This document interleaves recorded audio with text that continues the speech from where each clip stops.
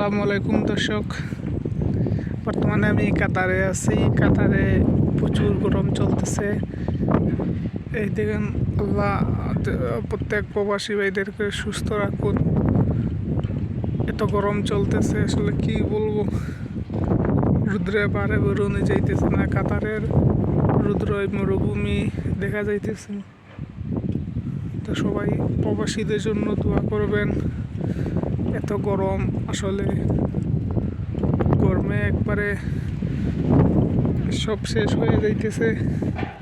ঘর থেকে বেরোনো যাইতেছে না। পরিমাণ রুদ্র আপনারা দেখেন। তো সবাই দোয়া করবেন প্রবাসীদের জন্য। প্রবাসে অতিরিক্ত গরম থাকার কারণে আজকে কাতারের তাপমাত্রা হচ্ছে 48 ডিগ্রি সেলসিয়াস। তো সবাই ভালো থাকবেন, সুস্থ থাকবেন। আল্লাহ হাফেজ।